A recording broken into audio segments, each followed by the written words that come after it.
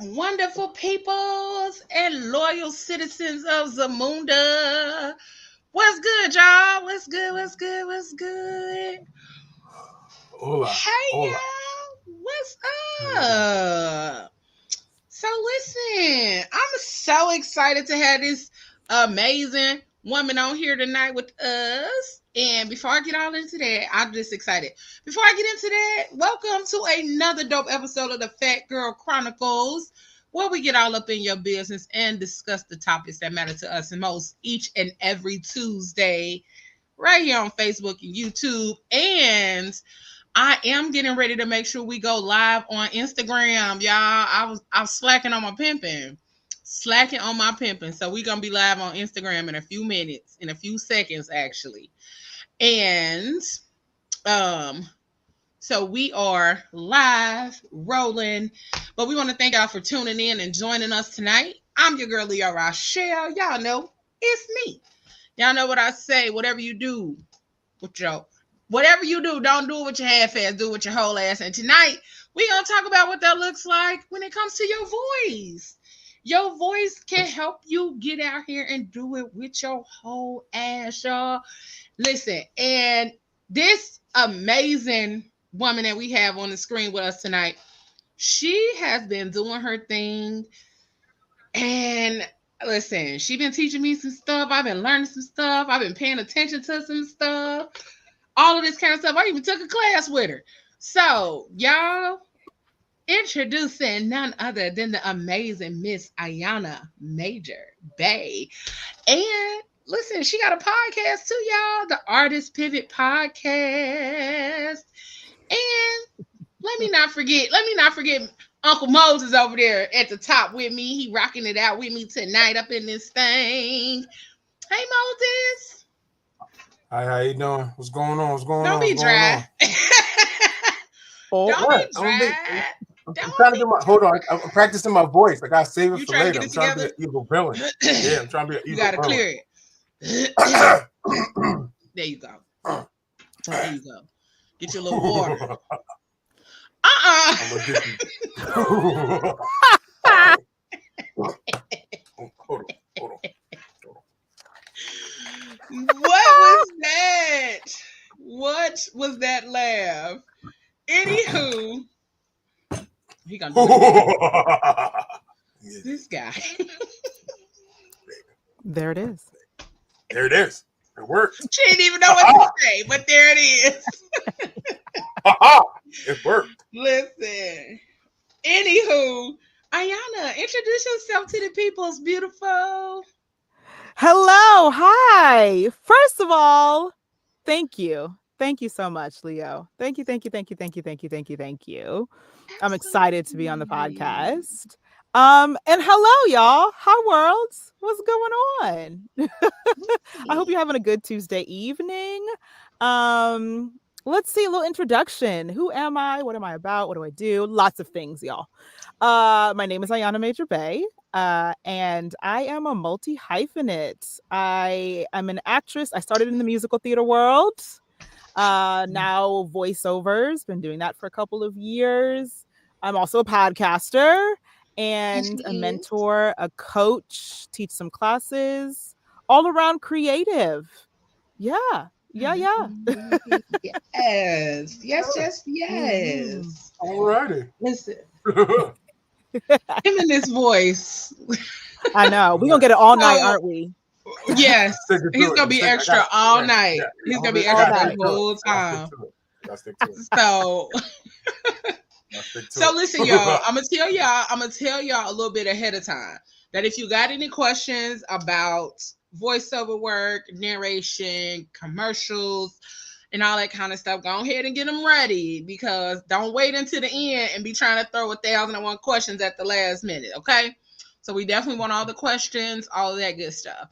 And hey, y'all over there on Instagram that have joined us, I'm sorry we was a little late, a little delayed, but hey, better late than never. I was slacking on my pimping today, but we are here. We are ready to go. So, Ayana, we're going to go ahead and hop right into it. So when did you start? Okay, so she is multi-hyphenated, as she said.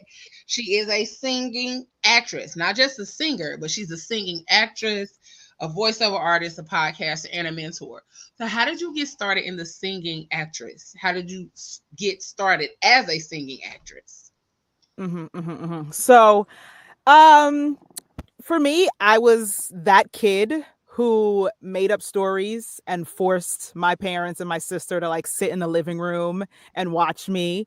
We had a little like stone, I guess like a little placard in front of our fireplace, and that was my stage. So I was that child. So my parents decided to go, okay, Anna, since you like make up stories and are so active and singing around the house, of course, I joined the church choir. And then when I was in elementary, middle school, I was in the choir, did the school musical. All of the extracurricular arts activities I was put in. I was even put in piano lessons, but I didn't practice, so my mom took me out of it. I would tell 8-year-old Ayana to practice the piano. That is one thing I would tell her. You're going to need that later in life. But then with all of that, I decided, I was like, I want to go to school for musical theater. Like that's my trajectory. So I was that kid who loved theater from a young age and was like, yeah, acting is what I want to do. Like that's what I'm going to do with my life. And did I get pushback? Of course. Of course. My parents, well, not even my parents, my father was like, so but what are you really doing? And I was like, no. I'm going to be an actress. That's what I'm doing. So with that, I went to Montclair State University to do musical theater. I majored in musical theater there. And once I graduated, I worked for about 5 years regionally around the US. And then I decided to go back to grad school. So I went to the Royal Conservatoire of Scotland and got my master's in classical acting. So I lived in the UK for about a year and a half. Yeah. Nice. Yeah. How was that experience? How was that experience? That was incredible. It was incredible. It was absolutely incredible. And it was one of those things that I didn't see coming, but was really perfect and like meant for me. So I was auditioning for graduate programs in the US, and you know, the big ones, the Yale, the NYU, the UC Irvine, the bigger schools. And I was in one of the audition studios in New York City, and the Royal Conservatoire of Scotland happened to be there. So they do a tour, American tour, auditioning American students every like February, March. And so they happened to be there. And I was like, well, like, who are you? What's up? What's going on? Let me see what's happening. And they, described to me, we're the Royal Conservatoire of Scotland. These are the programs we have. We are, an accredited university. The US recognizes us, all of that stuff. And so I was like, well, I'll audition. Like, I already have all of my materials. I'm auditioning for all these other schools. And so I ended up auditioning and I got in. I got accepted to the Masters of Classical Acting and the Masters of Musical Theater. And I decided to do the classical acting because I already had 5 years experience in working in musical theater and my undergraduate in musical theater. So I'm like, well, why don't I just switch it up, and then let me do the classics. Let me do the Shakespeare and the Moliere and the Tartuffe and all of these things that I was like, I was introduced to it in college, but it was more, musical theater. And so I was like, well, let me do the classics, especially since we had an internship at Shakespeare's Globe in London as a part of the program. So I was like, yeah, let's do it. So that's how I ended up in Scotland. I was auditioning for other schools and it was placed in my lap. And I was like, all right, thank you, Lord, let's go. And so I also got a little bit of a scholarship and then was able to take out the rest through a loan. And then I moved to Scotland. And it was an incredible year. How long were you out there for? Just a year? I was there for a year and a half. So the program itself was a year. So I came a couple months before and then left a couple months after. But it was one of those like, oh, you want to earn your master's in a year? You're going to work for it. So I was in class 6 days a week. Like, sheesh. We were in class. You was working for it. I was That's working a work. Yes. Yeah, she was working for that master's. That's first of all, that's absolutely amazing because a lot of times you don't really hear of the journey how people get into acting, how people get into where they're going or where they are now. And so to know that you spent a year in the UK, I'm like, oh, that sounds like, first of all, it sounds super amazing, but also the experience to add on to who you are as an actress and who you are as a person in general, but the additional push and information and the experience that you have now as an actress. That's dope. Mm-hmm. That's Mm-hmm. Thank dope. you. Thank you. Yes. Oh So, yes. so all right. Go ahead. So, oh, I'm so sorry. So Don't be sorry. I don't know. Let's just the UK. Like, what really just drove you to be like, you know what? Like, out of all the schools you applied to, what really just drove you to go just to the UK? Like, what made you pick them? What was the final? So for me, it was the only school that like fully accepted me. And what I mean by that is like when I got, through my Yale auditions, I had gone through like the whole day. Like they have cuts throughout the day. At the end of the day, I was cut. So I was like, okay, I know I'm not moving on to the next round. And then like with NYU, I got to the finals, but then wasn't accepted. With UC Irvine, I think I got through the first round of auditions and then I got cut. So it was one of those things where it was like, okay, do I keep auditioning for schools in the US or do I take this opportunity? And so since I was accepted, I was like, you know what? Let's take this opportunity. And my acting teacher, my acting coach who helped me with all my monologues and stuff was like, Ayana, this is an amazing opportunity. Like, yeah, we don't know we know these schools. Like we know the reputation of these other schools. We don't necessarily know the reputation of the Royal Conservatoire of Scotland. Well, now I know it's one of the top 10 art schools in the world. I know it now. Oh, wow. But back Okay. then we didn't know. So it was like, okay, well, you know what, Ayana, take a chance. You got accepted to 2 master's programs. You can pick which one you want. And for me, the exciting part was moving to a new country. Like, I think that was one of the reasons why I picked it. Because I was like, wait, okay, I'm going to get my master's, but I also get to go live in I'm going to live in Scotland. Like, what? Like, what? So that was the pull for me because I'm also a traveler. So I'm like, yeah, I'll go live in a different country and get my master's degree. Why not? Why not? So Yes. with it being so all right. So you saying you was going to school like 6 days a week? Mm-hmm. So how was your personal life? Like, did you have time to actually go experience Scotland? No. So that is one thing I do. She said, oh, not really. No, not really. Not really. We found time. We did find time. There were, ebbs and flows to the program, but most times we were in school 6 days a week. And we did have little breaks. Like we had 2 weeks off for winter break. So I went to Paris with another friend from the school who was like, I always wanted to spend Christmas in Paris. And I was like, let's go. Let's do it.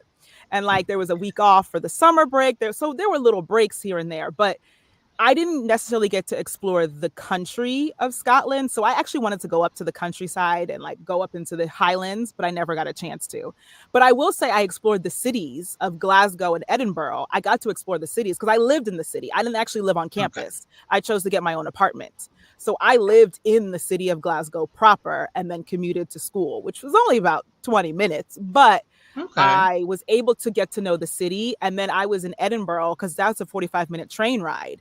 So I was able to explore that city as well. So I will say I explored the cities, those 2 cities in particular, but I didn't get to really be a tourist. That is not what I got to do. So I actually do want to go back to Scotland and be a tourist and go, okay, well, what did I miss when I lived here? Because I was in school. Yeah. Yes. But it was cool. So we do have a question from Mr. Swag Standing on Instagram. He said, did you find that the UK had more opportunities for actors and for Black actors? Mm-hmm. So I will say this. I was on a student visa, so I couldn't audition for any professional productions while I was there. And so I had to leave when my schooling was done. So my plan was to actually stay in the UK because they used to have a postgraduate visa where I could stay in the country for 2 years. And then when I got there, they were like, oh yeah, that visa no longer exists. So you will now have to leave 2 months after you're done the program. So I stayed the 2 months, like stayed until my visa expired and then left. So in particular, I can't really answer that question because I don't know. Gotcha. After I finished my program, the UK was like, okay, you got to go. Peace. Peace. I get it. I get it. Yes. So when it comes down to finding or auditioning for musical theater and things like that, because have you done Broadway? For some reason, I remember you saying something about a Broadway musical. I've done an off-Broadway show. Okay, yes. off-Broadway. But I've been auditioning for Broadway shows, child, since I can remember. Yeah. Which one? Because I love Broadway. I love Broadway. A lot of them. I've seen Cats twice. Twice? Yeah. Okay. Yeah. Okay. And Les Miserables. Yup. I'm cultured. Not yep. I feel like you patted yourself on the back with that comment. Yep. He did. He sure did. You ain't taking that away from me. And did. I seen grown people fell asleep in that thing. And I stayed up. Did you? You liked it? Yes, I did. Okay. I haven't been to like a play or musical in a long time, so I'm hoping to get back out there and get to some. But yeah, I love the opera. That was one of my favorite things. The opera and the ballet were two of my favorite things. Oh yeah, and they're also great in Scotland. I used to go because I would get student tickets. The Opera House and ballet were literally across from the conservatoire. We get £10 student tickets, and I just go. Yes. It's beautiful. Because I've been to the Nutcracker. Like I said, the Nutcracker, fantastic. I enjoyed it. Is it? Like I told you, I'm cultured. Boy, hush. It's the like I told you. I'm cultured. So what were the what was your question? I don't even know what you were asking. Something about, was it auditioning? Yes. I'm like, wait, what was my question? That you auditioned for some Broadway plays, or that you were in a Broadway play, but it was an off-Broadway play. Because I remember us talking and having that conversation about auditioning and things like that. And then I just, one thing that I want to say to you is that I absolutely admire the fact that you are open to all things, from our conversations when it comes to acting and things like that. I have noticed with you, you're like, well, I'm going to try it. I'm going to give it a try.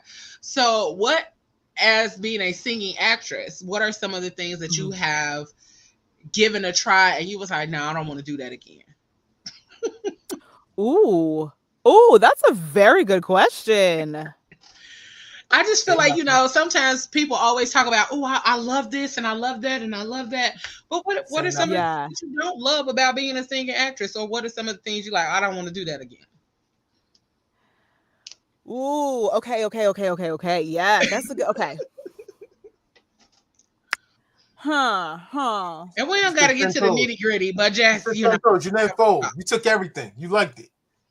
You never fold. You never. No, everything has its pros and cons. It really does. Yeah. But I will say okay, let me put it to you this way. I've done two cruise ship contracts. And the pro I always found was being able to travel and perform at the same time. That's what I loved about doing 2 musicals on a cruise ship. So I did the show After Midnight. It actually was on Broadway and then transferred to the cruise ship. And so with that transfer, they brought the Broadway show. So we had the costumes, we had the same Broadway director, we had all of that, but it was just on the ship. And so I loved that part, like performing and basically, honestly, traveling on somebody else's dime. Like if we're talking about it, like, oh, I'm going to be in St. Thomas today. Oh, we're going to be in Tortola. Oh, we're in the Bahamas and I'm not paying for it. Like you know, and then my second ship, I was in the Mediterranean.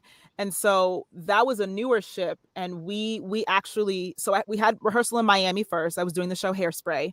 We had rehearsal in Miami for a couple months, and then they flew us to France to meet the ship where it was being built.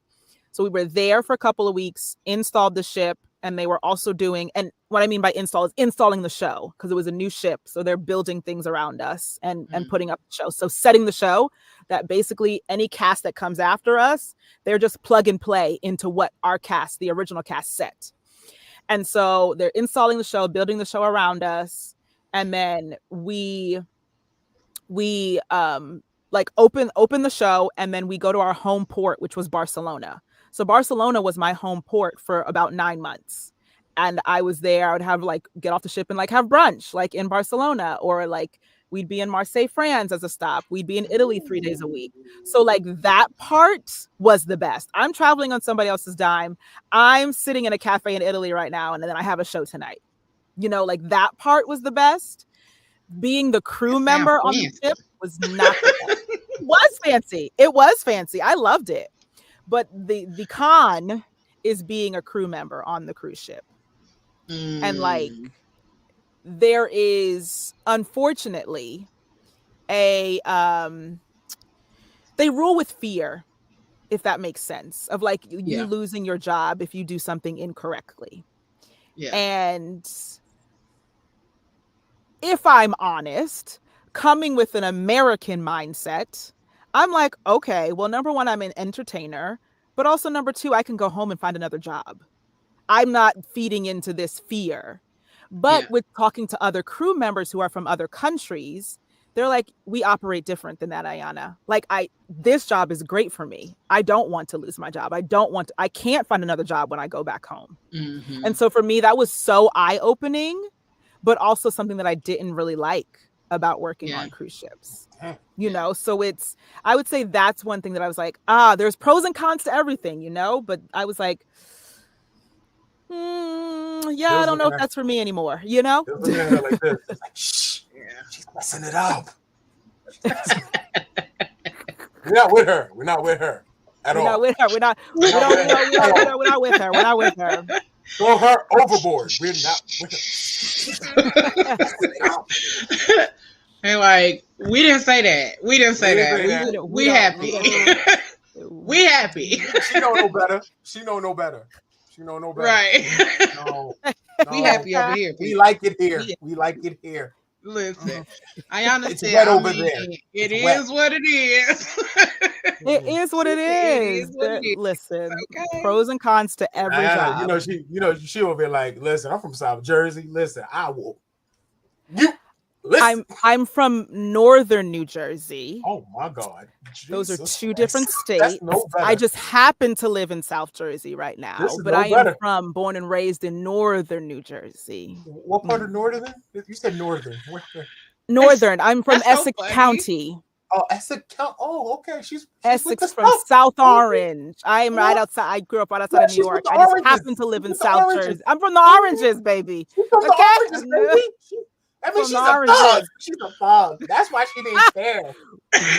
Okay, from the Oranges, darling. Hold on. She's not too far from Whitney. Y'all saw how Whitney get gangster. Whitney gets gangster. Okay. Wait, you know what's so funny is that they had this whole where we from kind of thing going on last week with our guest Farrah. She was from Brooklyn or somewhere, and he's from Philly. I'm not from Philly. Stop! Don't disrespect me like that. I'm sorry. You're from New York. Yes, I am from Brooklyn. She's from East New. She's from East New York, and I'm from Flatbush. Yes, that's where it is. Yes. Okay. Right, you gotta know where you're living. From. Yeah, don't play like. Listen, I be trying to remember, but it's a million things in his brain, and I'll be like, okay, I know you said somewhere over there on the East Coast. I met you when you lived in Philly. They get cracking. Okay, well, teach me something. Oranges get cracking. They got their own lingo. But I tell people this. South Orange is a suburb. You know, I'm from the suburbs. Mm-hmm. But let's be very clear. My best friend grew up in Irvington, And when I would go to his house, he'd be like, ma'am, I need to teach you how to act. So yes, I'm from the suburbs, but I know how to act in the hood. I know. Cause it Irvington. come out a little bit, Hold like on, if hold you on, hold on. listening, they If you come out understand right what there at Irvington the end of is, the sentences. Irvington don't play no games. They don't play Irvington no plays games. no games. They don't play no games. They're real silent. They're real silent They with don't play it. no games. They're quiet killers. They're quiet killers. Listen, like I said, I'm from the suburbs, but I know how to act in the hood. You see how she says that? You gotta know how you gotta know how to act in both places, okay? You gotta know how to act, okay? See, she's using her voice right there. I'm from the suburbs. I know how to act in the hood. You see, that's acting. Boy.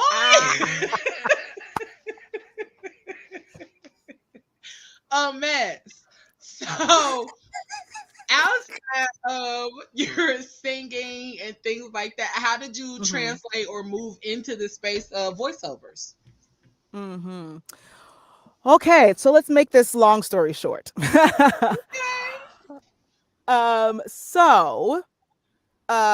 will say, okay, actually, I'm gonna tie it back into something that you mentioned earlier, Leo. Okay. So about how, like I'm a person who's gonna at least try it once. And if it don't work out, but I can say I tried, right? Yeah. So right. I got cast in a show in 2019. And it was a friend was directing it, and I saw him at an audition, and he was like, I didn't know you were back in the city. I was away. I was doing a contract up in upstate New York. Yeah, I was in upstate New York. And he was like, I didn't know you were back. I'm directing this show, and this was the off-Broadway show. And he was like, I think you're perfect for it. And I was like, okay, sure. Send me the script. I'll talk to my agent. And so he sent me the script, and I remember reading it going, ooh, can I do this? Like, is this, like, am I capable of this, And it was a two-hander, meaning just two actors, and it was on stage for 90 minutes.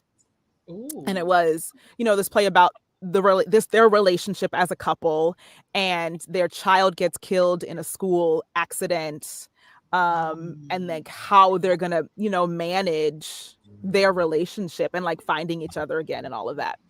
And I was just like, second guessing myself. The imposter syndrome was kicking in. I've been doing this for how many years? How many degrees do I have in it? Like, right. I know you can do this, but the imposter syndrome was kicking in. But I was like, no, I'm gonna do it, and I'm so glad I did. And so with that, I transitioned into voiceovers during that contract. So what happened was opening night, some of my girlfriends came to the show, and afterwards they were like, let's take you out. Like, let's go out. And so we happened to go to this restaurant that was a couple of blocks away from the theater. I don't think it's there anymore. It was the City Winery next to Holland Tunnel. I'm not sure if it's still there, because I know they were closed at one point. But we walk in, and it's about 5 of us, and we end up sitting at a table in the back, like this long wooden table, and there are 2 young ladies sitting there at the end, and we sit next to them. And so me and my girls, we're chit-chatting, yada, yada, yada. And Marissa, who is my now agent, is like, laughing and da-da-da. And my friend was like, well, since you 2 want to laugh, join our conversation. So the ladies just talking, joining in and talking. And so then eventually my agent goes, what are y'all celebrating? And I was like, oh, I'm an actress. Like, cause I had flowers and gifts and everything. They like spoiled me. And she was like, oh, I'm a voiceover agent. And I was like, pardon me? What? And I was like, well, right. You don't say. Right. And so I was like, well, I'm an actress. I'm, celebrating my first off-Broadway show. And so we exchanged numbers. And about a couple days later, I'd say like 3 or 4, maybe might have been about 3. I emailed her just to be like, hey, nice to meet you. And my intention was to pick her brain, to be like, hey, do you have time for a coffee? I just would like to ask you, how to get into voiceovers. And with said email, she returns and says, oh, like, nice to meet you too. Do you have a voiceover demo? And I'm like, no, but I took a voiceover class a couple of years ago. I have the scratch recordings from the class. She was like, great, send them to me. Sent them to her. Maybe another 2-3 days later, she emails me back and is like, all the agents in the office love your voice. Would you like to start freelancing with us? Yes. Okay. Again, this is a give it a try because I don't know what I'm doing. Like, I don't know what I'm doing. But yeah, sure, why not? The answer is yes. And so she sends me an audition that day. Like, the day I say yes, that night, she's like, great, here's your first audition. Here we go. Yeah. Okay. Here we go. So they just push you in the deep end, huh? They didn't even care. The deep end. The deep end. Okay. I didn't have this studio that I'm sitting in right now. So my first audition was literally on an iPad with a blanket over my head. Like, that was my very first audition. The sound. To keep the sound. The sound. Oh. Yeah. Because I'm over there like, what are you talking about? What? Yes, to pad the sound. And so about a month after I met her, I booked my first job. And we were still in studio at that point because this was August. No, I met her in August. So this was, I guess, September of 2019. So it was still in studio. And so that's where my voiceover journey started. Like, God literally handed it to me. It was like, here you go. You're going to need that because in 6 months, there's about to be a global pandemic. Yes. Yes. You still could do voiceover in a global pandemic? Everybody's at 6 feet. Well, this is where the home studio came into play. This is why I built a home studio in 2020 because it was going in that direction anyway. And then the pandemic forced it. Like, speaking to my agent about how this whole thing has like come about, she's like, it was our home studios where we were already heading in that direction. Like, the industry was already heading that way. And so the pandemic sped it up. It just sped up the inevitable of like, we need people with home studios. Yeah. Okay. So that's how I got started. So what is the essentials that is needed for a home studio? Ooh, okay. So I would say a dedicated space. Like, luckily I'm sitting in a closet. So I have a walk-in closet that I can like fit in. But if you don't have a closet that's big enough, even if you can't fit your whole body into it, if you could just fit like yourself standing in it, that would be great. But a corner that you can dedicate to voiceovers would be a good option if you can't, sit in a closet. But a good microphone. I suggest, I have this Chaotica eyeball, and no, they're not paying me to say that. But this it encapsulates your microphone. And so you do sound like you're in a studio with this Chaotica eyeball. So it's a good microphone, a place that you can kind of make as quiet as possible. Because yes, you can cut out things in post-production, but you need your raw audio to be as like quiet as humanly possible. And yeah, I would say start with that, like looking, and then people can ask, which microphone? There are hundreds out there. And so it's kind of testing which ones are good for your voice. Like, I had someone in like a voiceover group say, go to Guitar Center and literally just start talking into the microphones and see which ones are good for your voice. Because everybody's voice is different. If you have a deeper voice, you may not use the microphone that I have. If you have a higher pitch voice, you may not use the microphone I have. So it's finding the microphone that's best suited for your voice. And that is trial and error. So a way to do it without having to just keep shelling out money. When this guy said that, I already had my microphone, but I was like, that's a really good idea. Like, if you want to just like test out microphones, I'm like, right, Guitar Center, just go there and start like talking. Go in there like we used to do back in the day when you used to go in the stores and play with the radios. Just go in Guitar Center and do the same thing with the microphone. Just walk around with like mic check 1 2 mic yeah 1 2. And then one of the things too, you actually have to listen. You got to listen to how you sound, because That's the Yes. best part. That's the part of it. It's like you have to know what sounds good. Even though like you just taking a shot in the dark, you still have to know how you sound and if it sounds good enough for you. Yeah. But and that goes with being a podcaster too. So that's the only reason I know that tidbit of information. It goes along with being a podcaster and having your equipment and figuring out which mics work. I have like 4 mics in my closet. Yeah, I was about to say that. She got nothing but mics. She got a lot of mics. She got a lot of mics. I only have one, luckily. One extra one that I'm not using. She got like about 6 of them. I won 2 actually, not last year, but the year before at the Afros and Audio Podcast Fest. I won 1 from Girl Get Visible. That's with Akila. I did. She was giving away a Blue Yeti, so I have the Blue Yeti. And then like the contest that they were running on the website for Afros and Audios, I ended up winning that too. So I have a Heel Sound microphone as well. Then I have the previous microphone that I bought off Amazon just randomly. So I have that one. But you know, a lot of podcasters might be mad, but right now I'm currently using my Apple earbuds because disrespectful. With all their microphones. Because all of the microphones I have. And she's using Apple products. I'm using my earbuds. And that's just because they're easier to kind of move and groove with. They're easier to move and groove with. A lot of times I'm on the go. So even if I'm not at home, I can easily pop them out of my bag, pop it into the laptop, and I still have good sound. So don't fight me, y'all. I know y'all want to because I'm using my earbuds.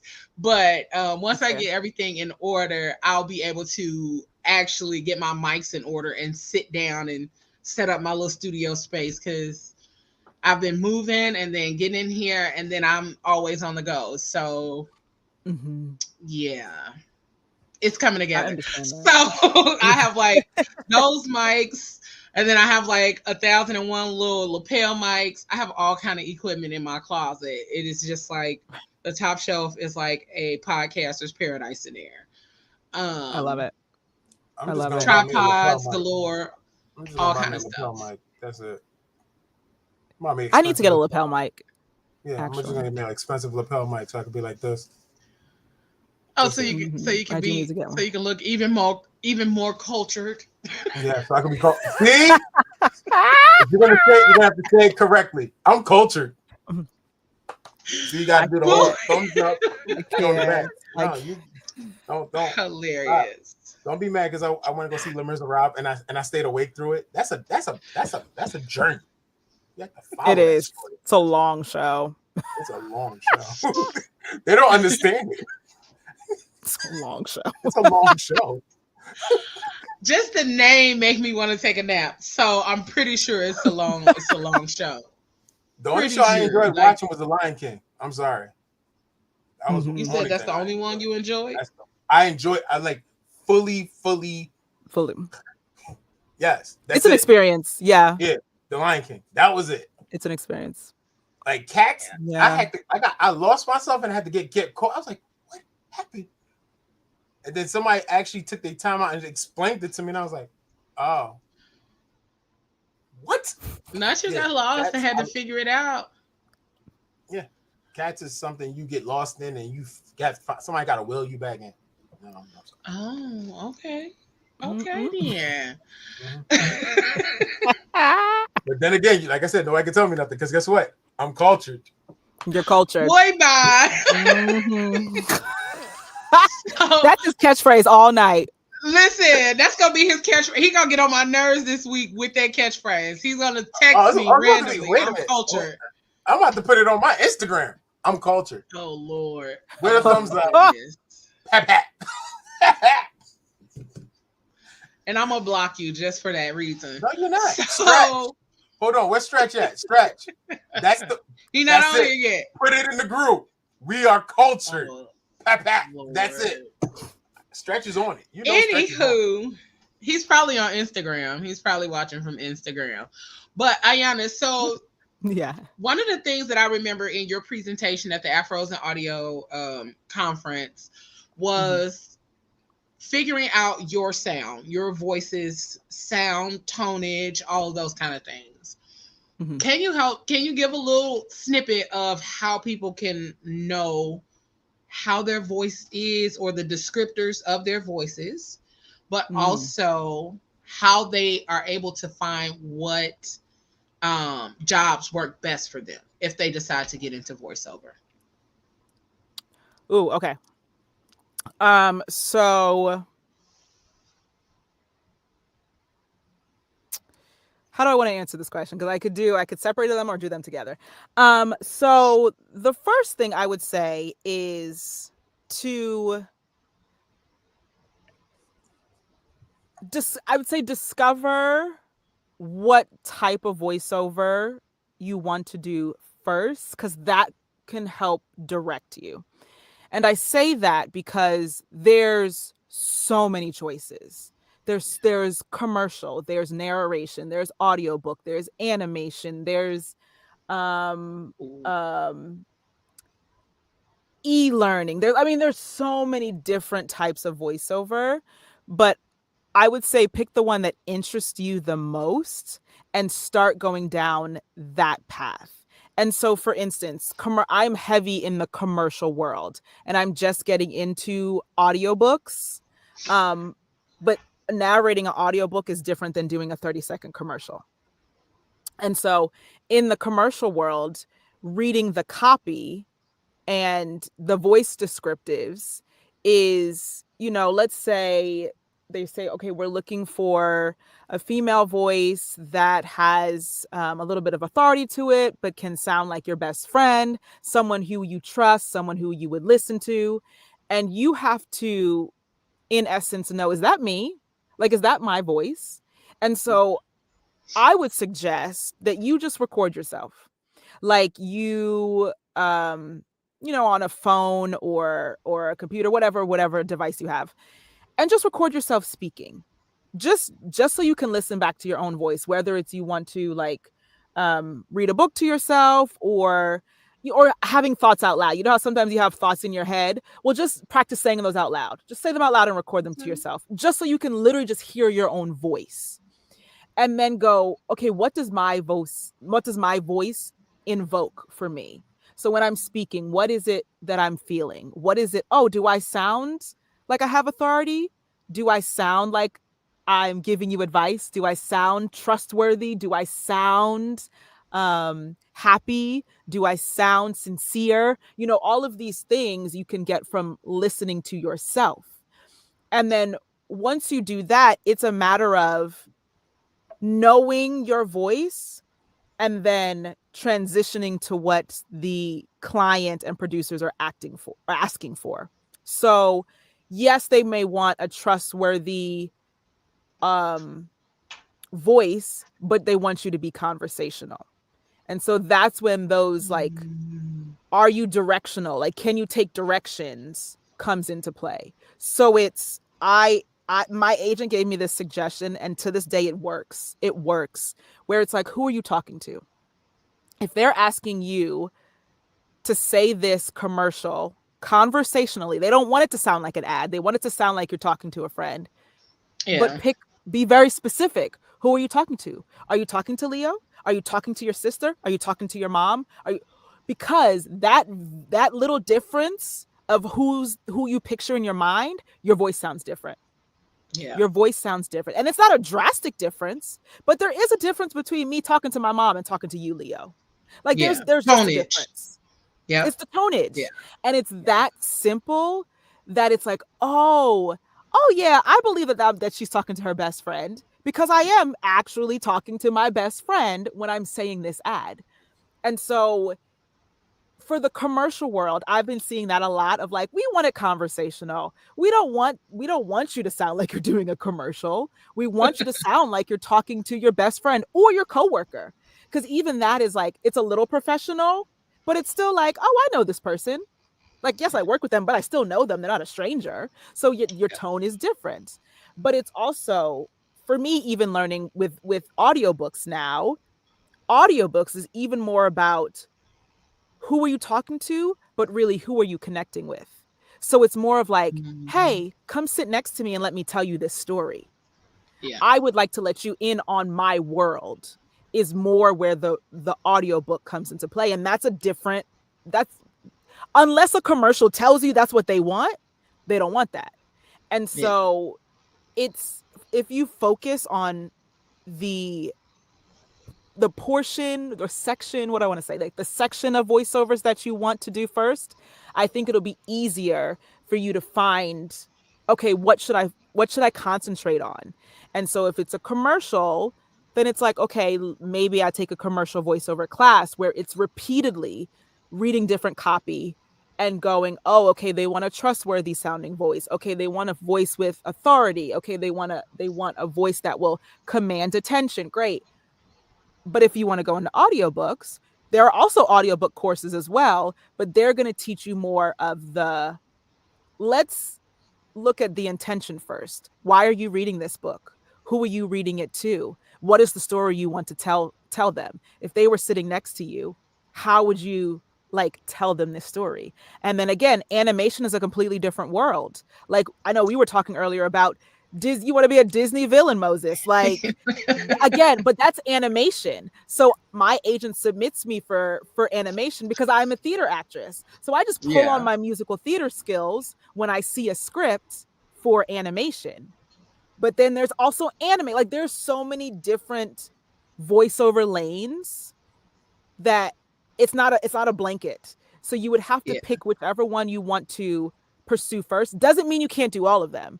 It just means you have to concentrate on one first so that you can then like, okay, what do I need to focus on in building the skills that I need for either audiobooks, commercial, or animation, and so on and so forth. Because yes, Moses wants to be a Disney villain. Yes. And he was working on the laugh. Go ahead and get him to laugh. No, not yet. Oh, you gave it to us, getting people to laugh. We got it. I never did anything like no such a thing. No such a thing. Lies and deceit. Listen, tell them lies and deceit. Okay. So, okay. When you do an audiobook, we got how many times do you have to read the book? Laugh. When you do an audiobook, how many times do you have to read the book? So the goal is to only have to read it once. And so with that, there is prep work before you do a book. And you are, looking up vocabulary words. You're like, how do I pronounce this word? Let me make sure I pronounce this right. You are going through characters if it's a fiction book, because if it's a nonfiction and memoir, it's only one person. Or if it's a children's book, then you're looking up characters. So it depends on the book. If you're, looking up characters and developing different character voices, or, if it's a memoir. So I'll go with a memoir if it's, just one person. And so with that, it's reading the book a couple times. And so that you're understanding that person's perspective. And so the goal is to read the book as the narrator just once. But then with that, once you send off the chapters, there can be retakes. So let's say majority of the book is, okay, Ayana, you're golden, but hey, can you retake this paragraph in chapter 3? From this line to this line. Okay, we just need a retake of you in chapter 8, paragraph 2, and they'll, tell you what you would have to retake. But the goal is to only have to read through it once, because you've done all of your prep work before you start recording. And of course, there's the pause button when you're like, okay, I need a break. Now, maybe I'll go back and reread this paragraph, but that's also in the narrator's control. I'm pausing for a second. Let me clear my throat. Let me go have a sip of water. Let me go stretch my legs. I've been sitting here for 2 hours, and then let me start again. So the goal, Moses, is to only have to read it once and then come back with retakes if the editor and producers are like, hey, can you retake this section? Okay. All right. That's good stuff. What's the longest book you ever had to read? Huh? What's the longest book you ever had to read? What's the longest book you ever had to read? For work, I actually haven't read that long of a books, but I've been, practicing, kind of like an athlete, like a marathon. So I think the longest one I've read out loud, and I just recorded it for myself. I didn't. It's not like someone else actually narrated the book. But the longest one was I can't think of her name. Quinta Brunson, right? Is that how you pronounce her last name? Quinta Brunson. Yes. Brunson. Yes, Quinta Brunson. What's her memoir called? She Memes Well. So that's the longest book that I've read in my practice of audiobooks, but as a job, it's been more of like 5 minutes or 6 minutes, or we need you to read this internal pamphlet for said company. And so I'm now actually transitioning into audiobooks. I want to be like, hey, I want to narrate a full book. And so that's the longest book I've read in rehearsal or practice, if you will. And it was a lot. It's like, wow, this is a lot. Okay. Here we go. Alrighty. I think I'm trying to find my groove. Because I am one of those people that when I listen to my voice back, I'm like, oh, I do not like my voice. But there are so many people who be like, oh my God, I love your voice. Oh my God. And I'm like, I like my voice when I'm talking. But when I listen back to it, I'm like, where did country come from? I sound so country. I sound so southern. And I was like, where does that come from? And I never pay attention to it as I'm talking. But if I go back and watch some of the older shows, I'm like, is that me? I think Leo does great. I think Leo does great open word, spoken word. I think her spoken word is on top of everything. I like when she does it.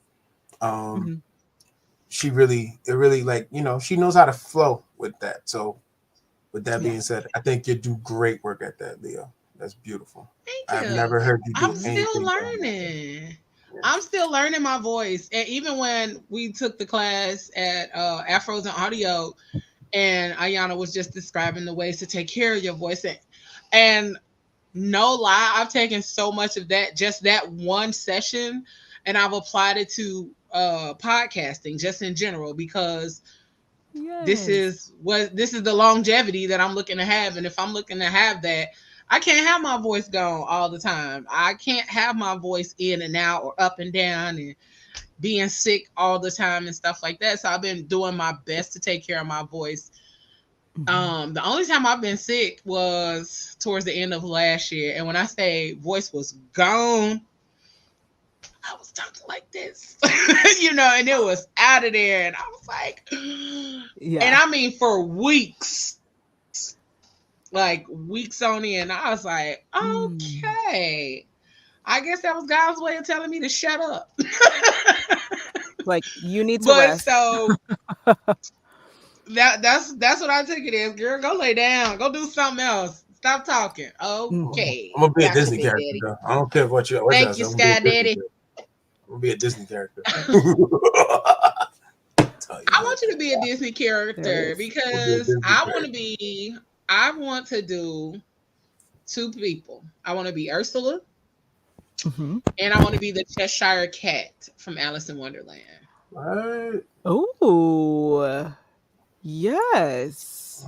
I did that one time in high school. I did it once in high school, and we didn't even get to do the full thing. But I was supposed to be the Cheshire Cat in high school, and I was so looking forward to that. And I so want to do that because I just feel like that cat was jazzy and attitude. The attitude was the attitude was there.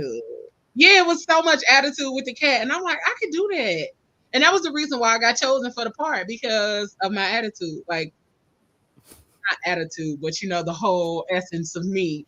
And she was like, yeah, I want you to be the Cheshire Cat. And I was like, yes, because that's one of my favorite characters. So those two, I definitely would love to do that. I would definitely love great. I want to be a Disney princess, so. I just want to be a super I villain. want to see you as a Disney princess. First of all, not just because you're gorgeous, but the voice, like your voice is like calming, it's welcoming, all that kind of stuff. I can see you as a princess. I can see you as kind of almost like a Tiana, Princess Tiana kind of vibe. Yeah. Yeah. I'll take it. I'll take it. I'm gonna be the super villain of all super villains in a Disney movie. And you know what, Moses? I could see you like the dude from Princess and the Frog, the Hoodoo Wow. Man. Wow. What's his name? I can't think of his Oh my name, gosh. but I can. That's a compliment. That is a compliment. He has a great voice. He had a And like great his voice. That's persona. what He I had a great said. voice. Who you said again? I gotta go look The this up. Hoodoo Man from Princess and the Frog. And I What's can't even his remember who played his name? character for real. Let me see. I'm gonna Neither look can it up. I. But it was, let's see. Hold on, because What was I his gotta find name? it. I know. Now I'm thinking about it.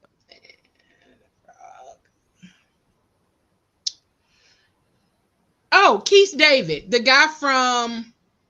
Hold on, I'm gonna pull him I up. know that name.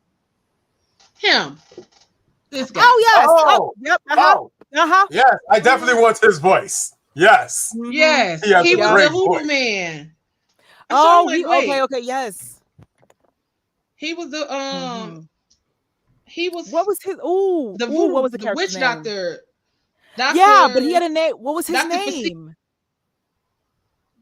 Doctor Facile. That's the only thing it say on here. Let's Dr. see. Facilier? Yes, Facilier. That was his Okay, name on okay, here. okay. And also, I'm like, yes, I loved it. I loved him.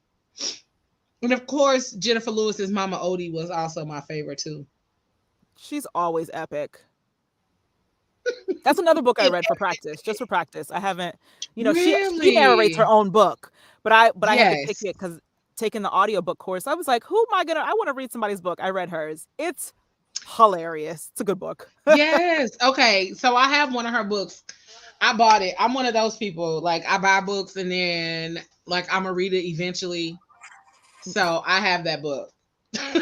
You gotta read it. It's really good, actually. It's really good. Yes, I can believe it because even her interviews are like hilarious, but they're motivational, they're inspirational, all of that good stuff.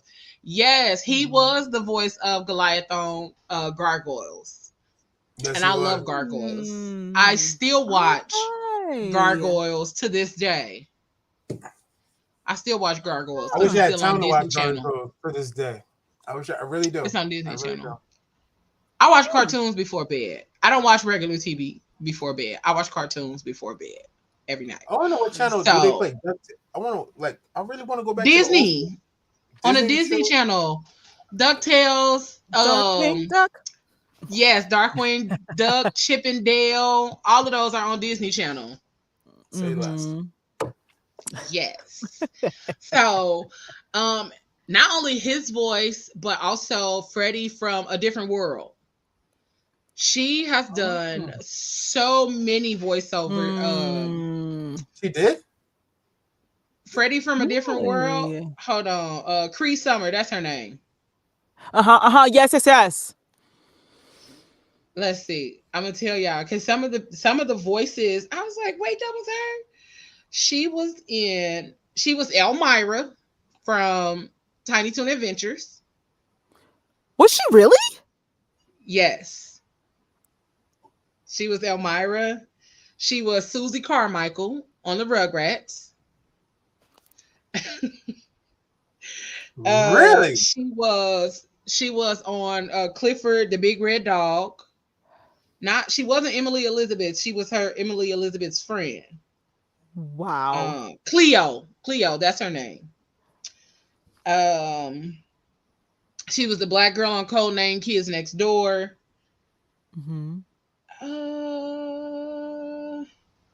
She was on. Who was she on? As told by Ginger. Hold on. I'm still stuck on Rugrats. Yeah, she was Susie Carmichael. I knew they were all adults, like that much I knew, But I didn't. Oh yeah, she was Susie. I love that. Yeah, she was Susie. It's and I happen to know like some of her since I've seen she was in the movie Atlantis. I don't know who she played in that. Mm. Um Tiny Toon Adventures, Inspector Gadget, Spirit Rangers, Patrick Star. Who was she playing in that show? She was in Mario Brothers. Who did she play in that? Because I just saw that. Hmm.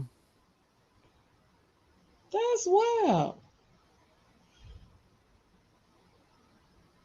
She has so many movies that she's done that I was like I had to look that up because I knew she was Susie and I knew she was the girl from Clifford. I knew she was Cleo on Clifford, but I had to look her Okay. up because she has done so many different voiceover jobs over the years. And then I love Regina King as Oh, Boondocks. Bone Boondocks. Yeah. Yeah, Yeah. I just love her voice. Yeah, yeah, yeah, yeah. Yes, she has an amazing voice The too. simple fact that she could So do that though, I'm not gonna hold you. When I found out that was really her, I was like, yeah, that is her. Yeah. if you Mhm. listen, you can hear it, like you can tell that's her, but it's just a little. So I love that people are able to change their voices and stuff like that, and so that's the part. I'm like, I want to learn to flex my voice like that, Only and person that it's can't really. it's beautiful to see that, like how people can like something that you came into this world with, you can just use it all the time. Like so, yeah, I'm gonna just go talk. I'm Mhm. gonna go flex my skill set and talk in this mic and make all these voices and do all these things. And Mhm. yeah, I just got to take care of my voice. I just got to show up. It's Show like you up. don't have Yep. to be Take care of your nothing extra. I voice. just got to show up. They know my voice, so that's really Right. dope. And then Right. lastly, you got a podcast. Let's talk about your podcast. Come on, Well, let's talented talk about woman. it. Let's talk about Thank it. The you. Artist Pivot Podcast. Let's talk about Yes. it. About the podcast. So the Artist Pivot podcast is, in essence, uh, conversations with artists talking about lessons learned and pivoting in the industry and surviving and how to do it, and also knowing that the blueprint's different for everybody. So I'm always like, okay, what's your nugget of wisdom to give to other people? And in that, take what resonates with you and leave the rest, because everybody's Mm, journey is very different, but also very similar. And so it's, what can I learn from this person? What can I gleam? What can I, oh, but also they're going through it just like me. Oh, that's very similar. Even though their story is different, that part is similar. And so the podcast came out of um the pandemic, really. In 2020, I was at here at home. I built the studio for the voiceover purposes. mhm. And so I was like, well, I already have the setup. I want to talk to my friends. I want to talk to fellow artists and colleagues. And how are you pivoting right now? Because our industry is shut down. So what are you doing? So it started with, how are you pivoting right now in the pandemic? So like, what are you going to? Some people went to yoga, and I had another friend who started her podcast. So I interviewed her about her children's podcast, and all these people Yes. went to these different things. And so it's like, we always pivot to continue our artistry. Like, we pivot to continue and to find um what we need to fulfill us. And so as the seasons have progressed with the podcast, it is about pivoting to survive. Yeah. And even with that, it's more of like, well, how do you then thrive? Because it's an industry where you're going to have to go with the ebbs and flows. And how do you do that gracefully? How do you do that taking care of yourself mentally and physically and spiritually, and like knowing that nobody is going to like care about you as much as you care about you? And also saying no to things when they're not Ooh, what you need or in alignment. Saying no, because that's not the only job available. and coming out of scarcity mindset and going, oh, well, if I don't accept that, they just cast me in this, but if I don't actually want to do it, but I'm accepting it, because no. So it's also pivoting that and realizing how much artists can be in lack and scarcity mindset because of opportunities, or perceived lack of opportunities, or only limited opportunities. And so it's also about, okay, let's pivot our mindset here. Number one, you can also create your own stuff. Not saying it's easy, because it's not, but you can create your own stuff while you're also waiting to maybe be cast in a show, or cast in a movie, or cast in a voiceover. Like, both and. You can have both. You can create your own stuff and then also, participate in the, hey, but I do want to be cast in someone else's show. Great. There is nothing wrong with that. That's actually how this industry runs. But to put all of your eggs in one basket is maybe not the best way to go about being in the industry. And that's what the artist pivot is about. It's like, okay, so here's my story. Here's what I did. Here's how I pivoted. And, like, I came up this season, I came up with a definition of a pivoting artist. And it's a creative person with skills to change and keep their artistry evolving. And so that's what it's about. Yeah, that's what it's about. Come on now. So I'm gonna just tell you now, you in my business, because when you talk about artists pivoting, like, that's why I love the title, because it's just like, that's the space I'm in right now, trying to figure out, because I'm myself and Moses as well, we are both creatives. You're trying to figure out all of the stuff with social media, all of the things with still creating your craft and doing it in such a way that you still love it. And sometimes that's hard. And so the other day, I actually had the opportunity to have a conversation with some artists that are OGs in the game. And so they just started dropping little nuggets, and I was like, I could go cry in the car now, because I don't feel bad as an artist, because I haven't created in so long. And they were just like, sometimes you just don't have it. Sometimes you just don't have it to create. Sometimes you just don't have it. And that's okay. You just have to know how to navigate through those spaces, because it does get hard. It does get irritating, because you want to do something that you love, but you don't have the capacity to do it. You don't have the space to do it. You don't have the mindset to do that thing that you love so much. And it's like, oh, thank you. I feel seen. I feel heard. I feel understood.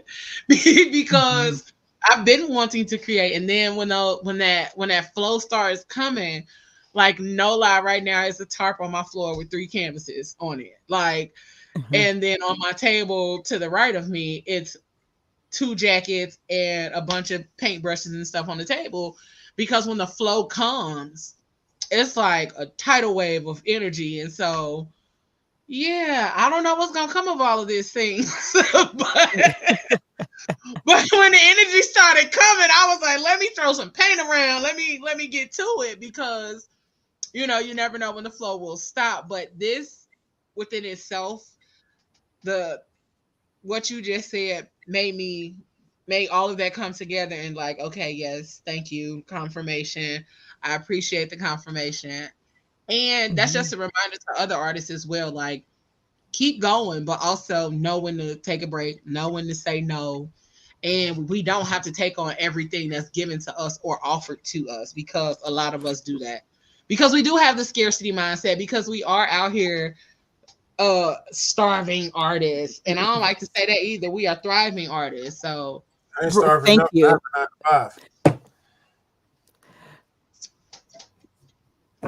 5. Yes, there you go. Like, but also it's dismantling that. Like, who started that starving artist in the first place?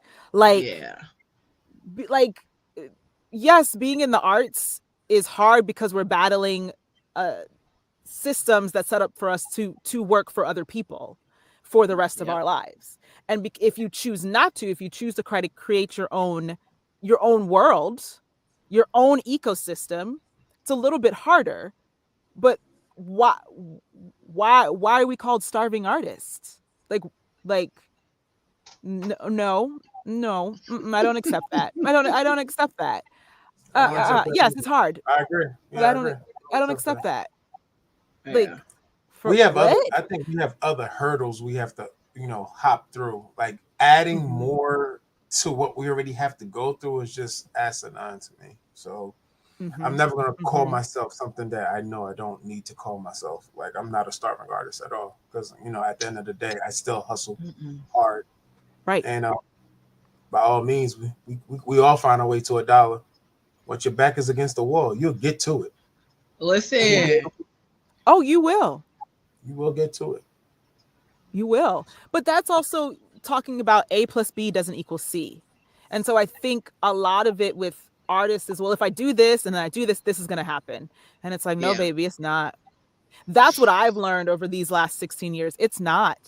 What you need to do Mhm. is just focus on yourself as a person and your self discovery and also your self acceptance. You have to accept that you're multi hyphenated. You have to Woo, accept come on. that you can do multiple things. You have to accept that you're capable of doing it all and then do it. And yes, everything has its place and its time. And yes, you're going to have to use your Google Calendar to keep everything straight. But you have to accept that and be okay with that. Because I think people are afraid to go, I'm multi hyphenated and I do all of these things and it's okay.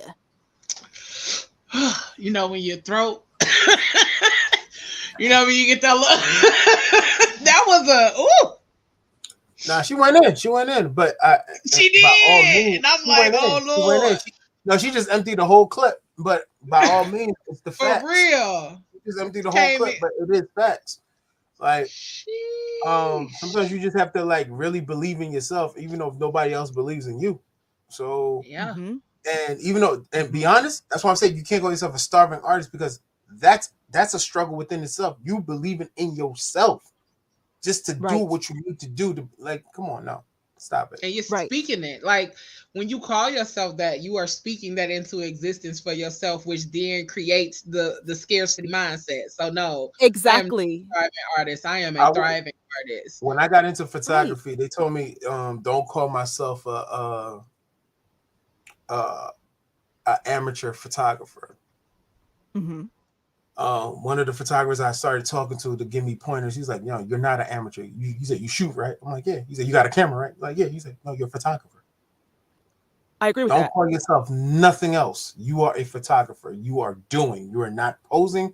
You're not faking. You're investing. Who's gonna call you an amateur photographer? And if anybody else ever try to call you an amateur photographer, punch him in the mouth." I was like, "Whoa, okay, say less." Mm-hmm. Punching him in the mouth. That was great advice. Listen, That was That was it great great advice. advice. was because even the self acceptance part, like, somebody called me something. What did she call me? Aspiring? Was it aspiring? I hate that word. Aspiring, yeah. Oh no, no, no, no. Oh no. It was a good thing, but she called me a creative consultant. I was like, oh, I like that. I never thought of myself in that way. What is that? That sounds fancy. Mm-hmm. I'm gonna use that. I'm gonna add that. I don't know what I'm gonna tell people that is, but I like the way that sounds. I like the way that sounds. And then, on the flip side, then you have people who have conversations and say, there was a former friend of mine that was introducing me to someone, and she was like, "Oh yeah, and he's a real artist." What do you mean? You clutching pearls? We clutching pearls today? You clutching pearls? Now I was holding that's what it was. I was holding myself back from taking my earrings off and giving her a couple of skippity paps. Cause I was like, wait, what do you mean? And I never went back to it because I was like, if I go back to it, it's gonna be an argument, it's gonna be a tussle, cause I feel like you coming for me. And you did come for me. But now I gotta just that's why you're a former friend.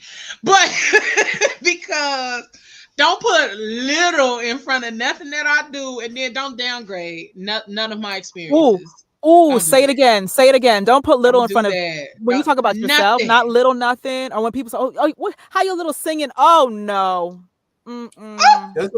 Guess what? That's how you start. Mm-mm. That's how you start auditing your circle. Anybody that want to be like, that's how you start auditing your circle. How your little business doing? Oh, word, that is Yeah, little. You're out. I'm gonna delete your number right there. How's your that's little it. photography business doing? Delete. Oof. And guess what? When you call me to do work, you're gonna get paid that big invoice instead of that little invoice. Right. Instead of that little That part. invoice. That's how That we Okay. part. You are. get Like my full on price. my You're not full getting my on price. discount. You're I getting the don't even full know you right price. now. Yeah, because Right. it is what it is. But Listen. that's how you really start auditing your circle. Whoever wants to try to belittle you and try to think Yeah. that you don't know what they're doing, you let them know Mm-hmm. right there. You know what? Thank you. Thank you. Mm-hmm. Listen. Mm-hmm. Mm-hmm. Because Mm. Ja. because Right. people we won't it takes so much because a lot of times people don't realize or don't even understand the conversations you've had to have with yourself in order to Yeah. get to a place of labeling yourself an artist or Yep. labeling yourself a singer. No, I just sing. And then stop throwing just in sentences where you talk about yourself. Oh no, Mm-hmm. I just, do one part. No, take just out of those sentences because you are minimizing what you do. Yeah. It's so many ways that we have to learn to alter and edit the conversations we have, the way that we describe ourselves, the way that we talk to ourselves, the way that we entertain what other people call us. Mm-hmm. Stop. Stop doing that to yourself. Stop minimizing and stop letting other people minimize you as But well. it Like if takes somebody say little, nah, baby, hold on.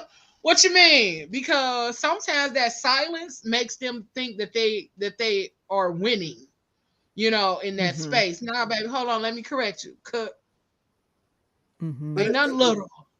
it's always I a do battle all within things yourself. big. It's always a battle within yourself because It like when you is. start off, it is a battle within yourself to be like, oh, Yes. I'm a photographer. Oh, or I'm a singer. Oh, I'm a Disney supervillain. It's a battle within yourself. And you see, I'm not saying I'm an aspiring Disney villain. I'm gonna say I am a Disney villain, and that's what I'm going for, and that's what I want. It And now that I know I probably can get it, I'm going for it. was And just the way you just threw that out there. Like, Right. And listen, I'm here for it. Okay. I am here for it. listen, Claim me it I and have to too. go name to, it. I'm like, and then Okay. man, I'm like, listen. listen, I gotta read this script. How do I do my like? Do I have to go like, break it That's your down? choice. That will be your creative decision. Oh, thank you. See, that would be my creative decision. But it's true. It's a battle within ourselves. People, especially as artists, we don't realize we're our biggest cheerleaders, but we're also our own worst Oh critics. no, we are our Mhm. worst. We are It's a, we will look stand in our way every day of the week. every day, every day. I've taken pictures where it took me about, on the average, if you're gonna edit a picture for a photographer who knows, like, who's like, all right, boom, I'm gonna knock it out. It'll take you like a minute per picture. I have Mhm. edited pictures over, like, I'll finish editing and go back and re-edit and be like, I don't like it. I'm gonna delete it and re-edit again. Like, it'll take me 5 minutes to edit one picture because you get caught up in your head because you want perfection. Right. You're so Right. focused on perfection. And then the crazy thing about it, the picture that you re-edit like 5 to 6 times, you spent like 10 minutes on it. Guess what? The customer didn't even like it. Mm. They wanted the original edit that you just took. The original. The Yep. They original be wanting edit the that took you original. a minute to do. Yeah. That's what they wanted. And you over here like, I'm gonna get creative. I'm gonna throw a Lambo and a tank and this in this picture, and they're gonna love it. Nah, they just wanted their regular picture. They wanted to Mhm. look regular degular. And here you are First of messing Mhm. it all all, up. don't ever add no Lambo and no tank in the background of my pictures because we got a tussle after that. Unless it's a movie. look, don't ask, don't, This look, is a don't, movie cover, you know. no. When I But they do my wanted what your Disney villain, natural eye saw. like when I do my Disney villain picture, like yeah, I'm definitely throwing a Lambo in there because that's gonna be my Disney villain car, a Lambo. But you know, Mm-hmm. That's gonna be your villain card. Okay, then like, I no, ain't a mad at Lambo. it. Right. But one of the things you just said, like editing over and over and over again, that was one of the tidbits advice that the OG artist gave to me. He said when you finish a painting or a canvas or even editing and you look at it, he said where you still trying to figure out if you want to do more or do less. He said leave it somewhere where you can see it, where you can look at it, Mm. and then walk away from it. Go on, do what you're gonna do. Come back to it, look at it again. And if you keep saying to yourself, "No, it's done," and if you say it's done more than 3 times, then it's done. Don't add nothing to it. Mm. Don't take nothing from it. Don't keep trying to, put on to it because you'll end up trying to make it fit your like your desire for it. But then you might add too much, and now don't nobody want to buy it because it's too much. Because your audience is not you. You are not your audience. Your audience is the people who you want to purchase it. So you got to be mindful of when your spirit say stop. When the ancestors tell you to stop sprinkling the salt, stop sprinkling the salt. So leave it where it is, and then stop always trying to, like you said, the perfection. Stop always trying to make things perfect and whatnot. So You ruin, not only you ruin yourself, you ruin your own ego doing that. Like I've learned that the hard way. I've ruined my own ego or my own craft, like just by overdoing something that I know I was good the first time, but I was like, you know what, I'm gonna push this one. No, right. Let me just do it one more time. Let me just do it one more time. I mean, but that's any part of the industry. Like y'all are making me think about when I audition for voiceovers. If my agent sends me something and I'm like, oh, okay, they want 3 takes of this.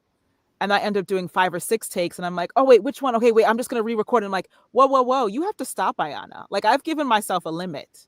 If they say they want 3 takes, you can record 6 and pick the 3 you like. Or if it's a self-tape, like let's say like I'm submitting for a musical, you can only record that take with your scene partner up to 3 times. If you do it the first time and it's golden, great. But you're allowed only 3 takes. That is it. Because you'll drive yourself crazy. No, I just have to fix that. I just have to fix this or adjust that. And it's like, it was perfect the first time. Or perfect. I put that in quotation marks. It was great. It was enough. It was showing what you can do the first time. Don't downgrade it. It was perfect the first time. Let me stop playing. Don't downgrade nothing. It was perfect the first time, and you want to go mess it up with 4 more takes. Don't play. Exactly. Don't play with me. Exactly. It was perfect. Yes. I ain't mad at perfection. I'm not mad at perfection. No, but it really, like that's what I said. We don't need the outside noise. That's what I'm learning right now. I need to cancel out the outside noise because I'm already my worst. Like I said, I'm already my worst critic. I don't need nobody else. Nobody else. If you can't support me or cheerlead me, we good. Deuces. Calvin Wayne, that's watching on Instagram, he said, leave your artistry aside for regular client work. Unless it was asked for, keep it simple. Absolutely. Absolutely. Calvin is a dope photographer too. Very dope photographer. I love his work. Keep it simple. Yeah. Yes. A lot of us forget to kiss. A lot of us forget the kiss method. We forget that, and we be trying to do extra on extra on extra. I'm naturally extra, so I'm always trying to do extra. Same. Right. I'm always trying to do extra as well. Right. But you know what I think that comes from? Us thinking that we're not enough.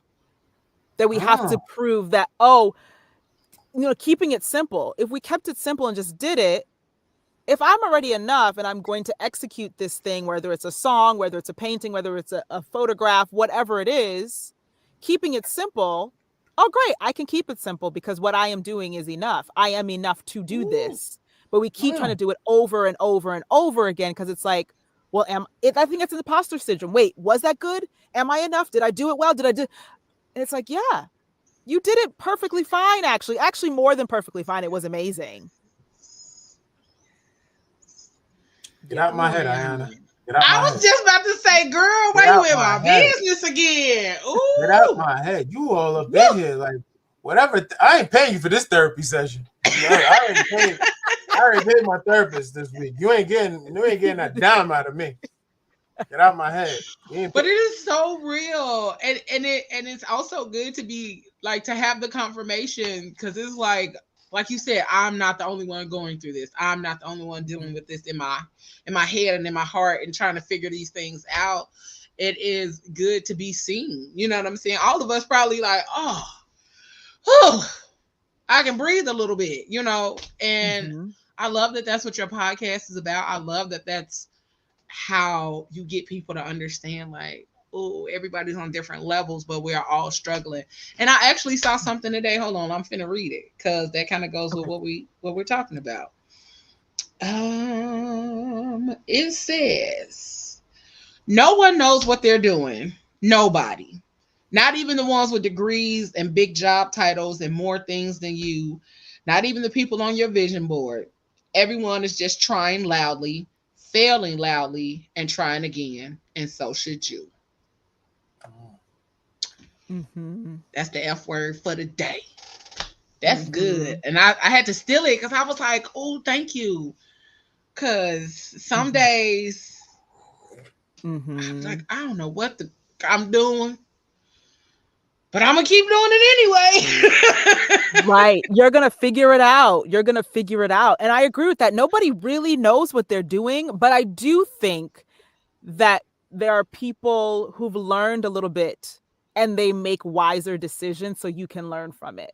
So it's like, yes, my mentor or that person on my vision board may not know exactly what they're doing, but that wise decision to maybe follow their intuition or fire that agent or sell that painting or sell that photograph, I can take that nugget of wisdom from them. Like, yes, there is no manual to this thing, but I do think you can, like, again, it goes back to like trusting yourself, especially as an artist. I'm going to trust myself. I'm going to trust my intuition. I'm going to trust myself. I'm going to trust my inner wisdom. And I think that will help you in I don't really know what I'm doing, but I think you can, you're like, no, but I know that I can trust myself. Yeah. Like, that's what I do know. I can trust myself in making my decisions. I can trust myself in putting myself out there as a photographer, as a creative, as an artist, as an actor. That's the part I can trust. But I think there's a lot, and in talking to other artists, like on my podcast, there is a lot of, again, it's the outside noise saying, you can't trust yourself. You have to do this and do that and do this. But it's like, no, if I just trust myself, I'll get the next step. And I think it's also that we're trying to see the whole staircase. And I raise my hand. I am the person. I'm like, but I want to see the whole staircase.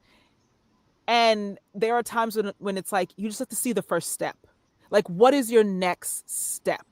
And it doesn't mean not to have goals. It doesn't mean not to go reach for the stars. It just means don't have anxiety about the next staircase. It's just, what's the next step? Like, literally, what is the next step you have to take? Okay, great. Take it. And what's the next step after that one? Okay, great. Take it.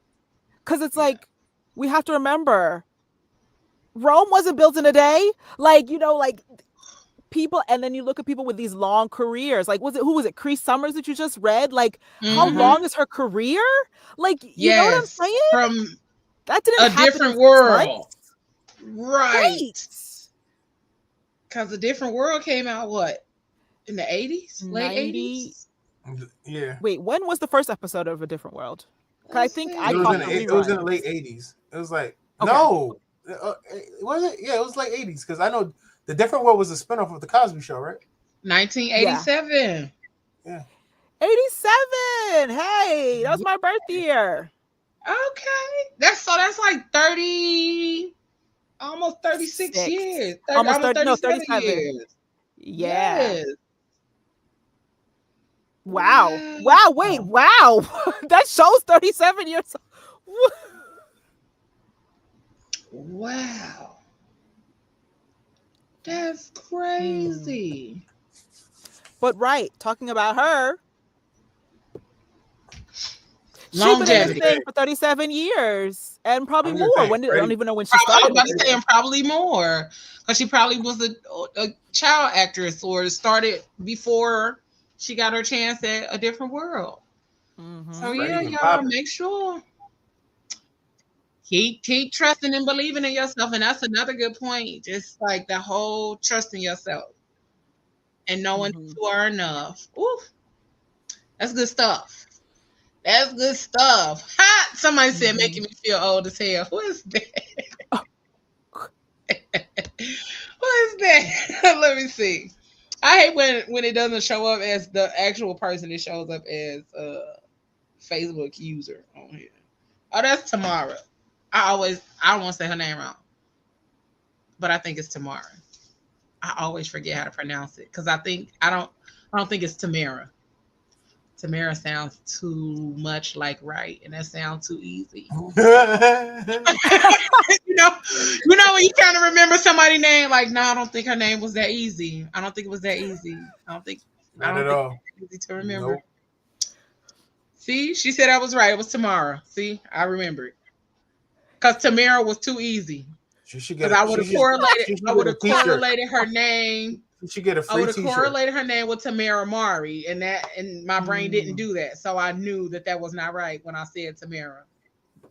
So, but yes, ma'am. Listen, you came up in here and gave us all the good gems on voiceover and even just being an artist, y'all. Remember, like this gift that you have, it wasn't given to you for no reason. Mm-hmm. And for those of us that are out here hiding some of our gifts because we scared, and yes, I'm saying we, because it's some of them gifts over here that's tucked away. That some of my friends like, oh well, be grateful for the people who push, but Mm-hmm. also just know that those steps you want to take, those leaps and bounds that you want to take, they not on your heart for no reason. It's meant for you to do them. It's meant for you to move in that direction. Go ahead, boo. Mm-hmm. What I was gonna say, just to add to that, because I to this day I still like keep this little phrase with me. So I was talking to my therapist, and it's we as human beings get prepared for a big decision or a big leap or a big artistic move. We're putting on our parachutes, we're packing it, we're getting ready. We're like, okay, I'm gonna do it, I'm gonna do it, I'm gonna do it, and then we jump and we realize it's a 2-inch sidewalk. And we didn't need to do all of this stuff and have all of this anxiety to take one step off of the 2-inch sidewalk. So like remember when you're trying to like, oh, I'm gonna do this and just do it. Also, like Nike says, no, they're not sponsoring this, but like they say it, just do it. Like, just do it. Like in the end, just do it. Just All right, do so we're just gonna put a hashtag so Nike can just get wind of this. it. We're just gonna hashtag this So one so they they can can get wind. sponsor, you know what I'm saying? Yeah, They Just can't no, sponsor it. yeah. right. I don't even want. Listen, Nike. I don't even want some sneakers. I don't even want money. I just want some sneakers. Listen, you could show send me Jordan Listen, I'll one take through some too. 14, a size 11. We're great. Not 1 through 14. Just I mean, 1 Said through just 14. one of all of them. Yeah, Yeah, that's it. One of all of them. Yeah, you don't have to even look. You can make them all the same colorway too. All the same colorway. I'm not picky. No, I'm good with black and white. Because what would be the point? I Just want do all it. the colors. Just do But it. yes, just do it. Just do Get it. out Hold on, here and take the leap. everybody, Take the hashtag that jump. right now. Just do it so Nike can get wind of it, and we can get some Jordans. Yeah. Because Or I Air only Max own one G70s. pair. I only own one pair of Jordans. What? Only own one pair. Yeah. Listen, that sounds like a personal issue. I'm trying to get the whole colorway, so stop playing. I'm trying to get from 1 through 14 for free. I'm just saying I only own one pair because I can't. it was a decision last year because I had never bought Jordans before, but that's neither here nor there. But I want to thank you, Ayana, for being out here this evening. You're Listen, this so was an welcome. absolute pleasure. This is an absolute pleasure.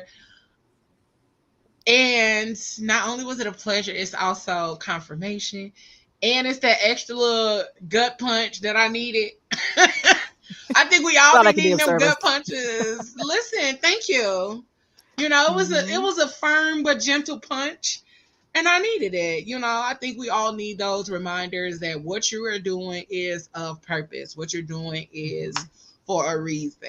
And if you wake up every morning and continue to think about how you can make something that you're doing better and greater, and it's always on your heart and it's always on your mind, it is not by chance. It is not by happenstance. Like, that is the thing Mhm. that you're supposed to be doing. That is the thing you're supposed to be doing.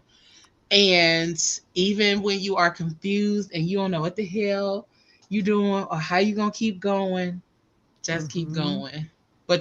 But remember to surround yourself with people who will never let you forget who you are, Yeah. whose you are, and that you are always enough.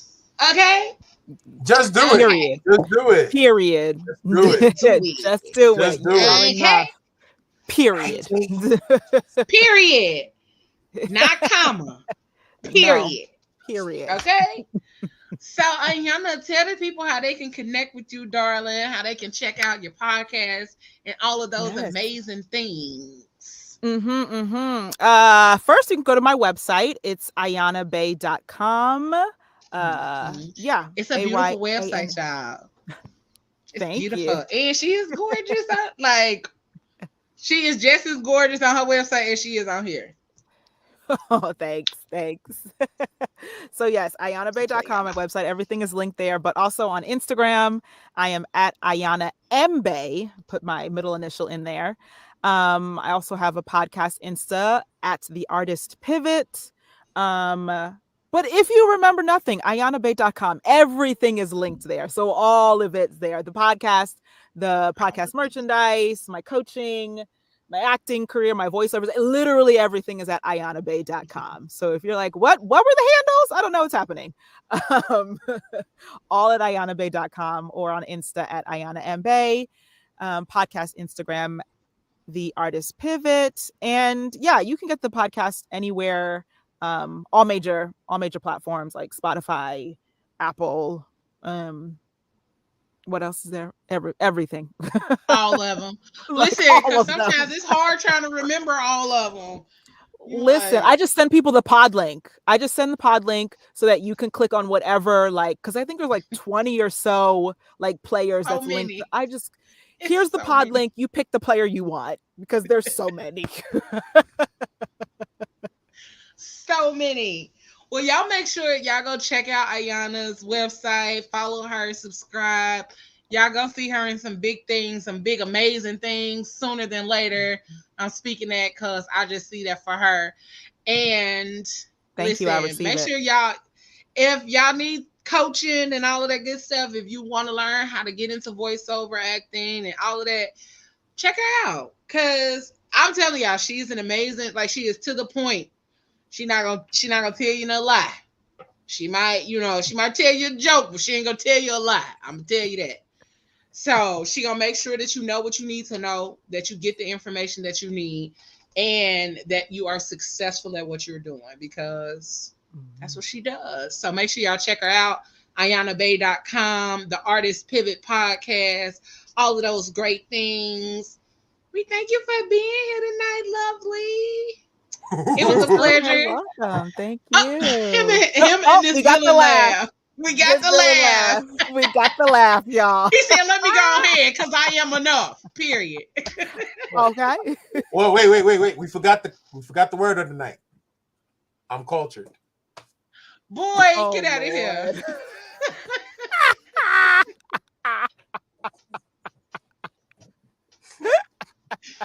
Oh Lord. That's our next hashtag. I'm cultured. Right, I'm I'm cultured. cultured and just do it. Those are the Just do hashtags it. for tonight. Just I'm do it. That's cultured it. and just Mhm. do it. Mhm. Hilarious. Well, Oh thank you man. again, darling. Make sure y'all go check her Yes. out, ayanabay.com. Woo! Okay, see you later, gorgeous. Woo! Yep. Have a good one, boo. Make sure y'all go check her out, ayanabay.com.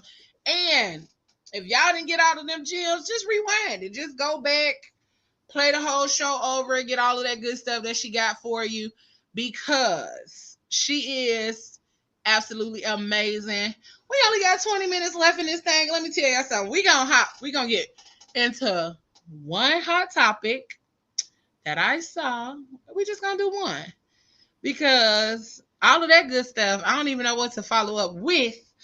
But I just want to get into this hot topic because it was uh, a few questions on my timeline today about this topic.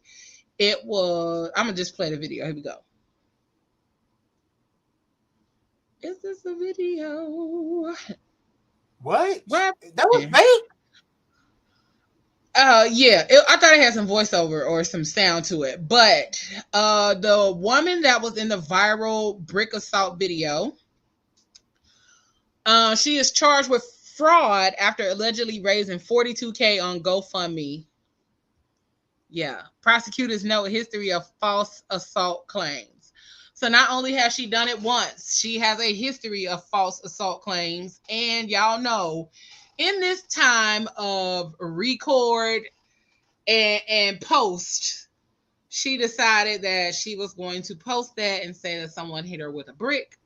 And this time she got caught because she was out here putting up a GoFundMe, had the whole world feeling sorry for, feeling bad for, all of that.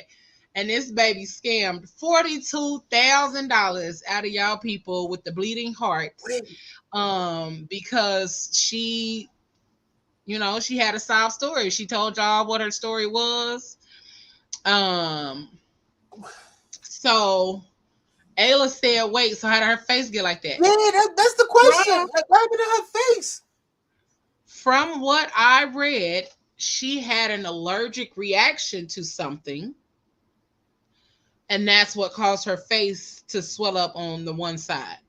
But She was never hit with a brick. She was never like nothing, no assault actually happened to her.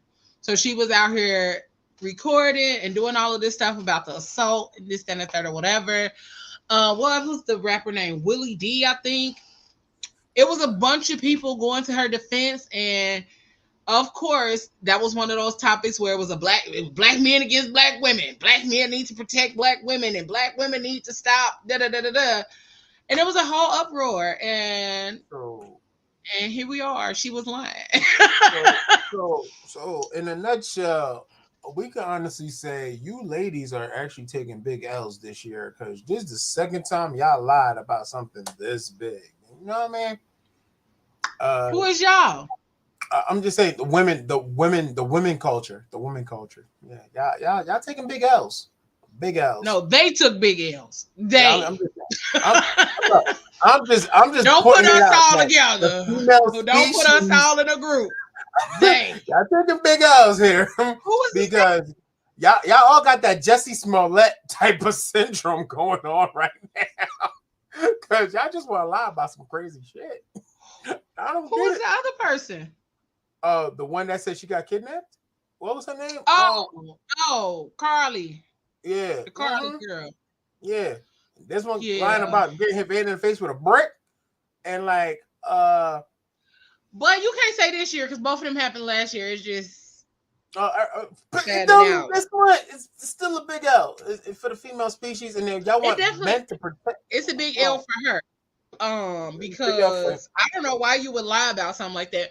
But then again, like we discussed on Thursday Night Live, it's females out here. I think it's called like a domestic violence challenge or some kind of crap where these young ladies are no, eating. no, no, no, Yeah. no. We're not doing that. I'm out. Nope, nope, no, no, no, no, no, Yeah. no, They no. out here like taking pictures of themselves after fighting with their dudes or starting fights to see if it'll happen.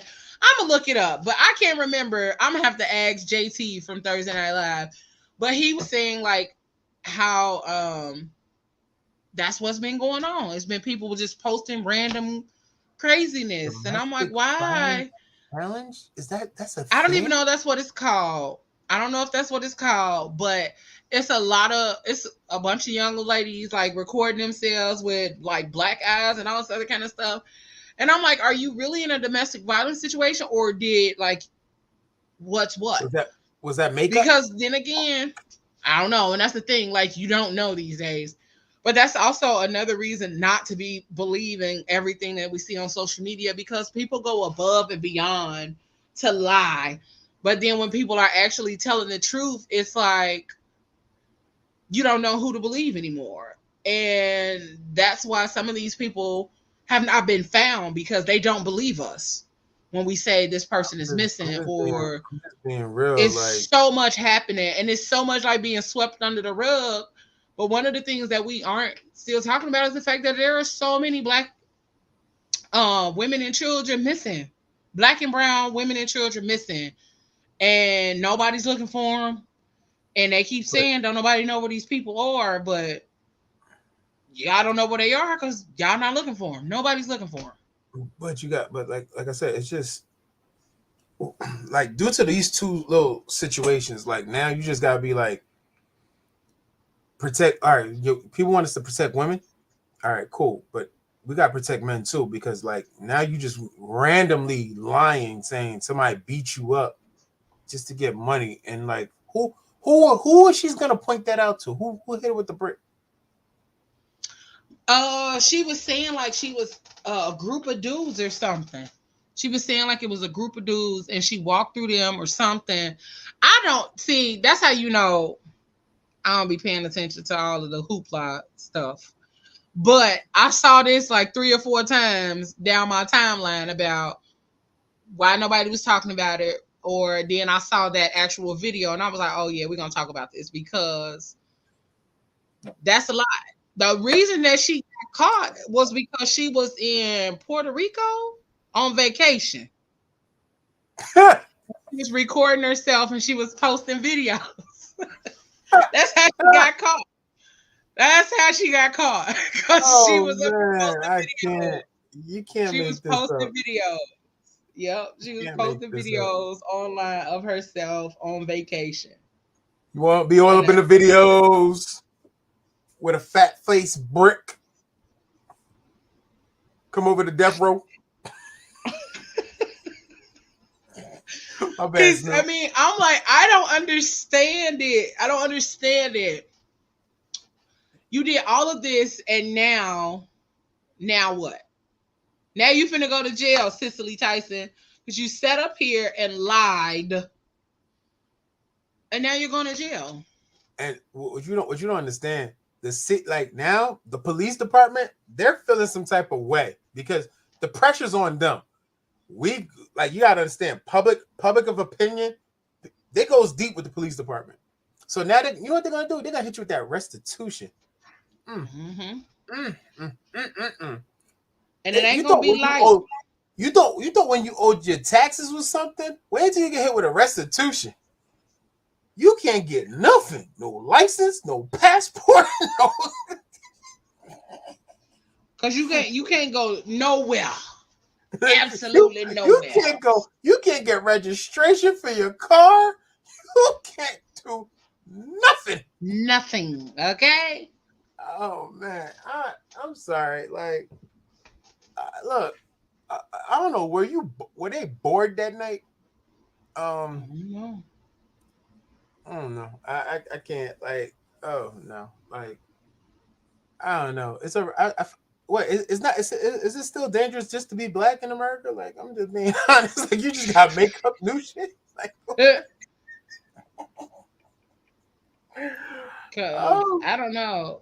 And then And then it's just like you said, we have to protect women, but we also have to protect men, because this is those kind of situations are exactly how men lose their everything. Like, I've seen enough Law and Order SVU, because y'all know that's my favorite. But I've seen enough of those episodes that even in real life, where a man is accused of rape, he never raped a girl. He's accused of it. Like, his job, his career, like everything attached to him is torn into pieces. And then when they find out that he didn't do it, that she was lying, now the shit It's show too comes back late. to a calm, and his life is already torn It's apart. too late. And he can't regroup from that. He can't Men are recover from the fact that somebody lied. And now it's like, did she really lie? And then it's a whole, and the rest of his life is a shit show because remember, she lied. black men are guilty until proven innocent. We're not innocent until proven guilty. We are guilty until proven innocent. And then we have this thing called public opinion, where that weighs 20 times heavy on anything. That's it. It don't even matter. You're guilty. That's done. You're done. Because you're a predator. Mm-hmm. Okay? You're a You're predator a off predator. top. Off top. So like now, it don't matter. Social media already showed your face a couple of times. And social media detectives, they are the best detectives in the world, because they Baby, will listen. Listen, man. They need to get some of these social media detectives out here to find these black and brown kids and women. Because detectives in the world. I don't know what are they doing. I don't know why we're not paying them. I bet you they know they could find the body of John Benet Ramsey, because apparently the cops couldn't and the dogs couldn't. So give it to social media detectives. They're gonna find it. They're gonna find out when R. Kelly peed on that girl. They're gonna know. They're gonna know when he did it, what angle he did it, Kelly. how he did it. I'm telling you, social media detectives are the best. And they're gonna find everything. They're gonna find everything. I know a social media detective. I'm not gonna say her name, but when I tell you, if I give her some information, she gonna come back with some information.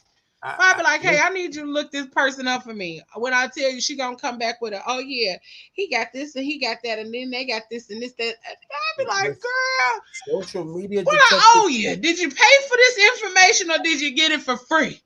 Because she'll go looking in this. Listen, like she come now, back with a whole little rundown. You cannot lie on listen, if you got a good social media detective, keep them in your back pocket.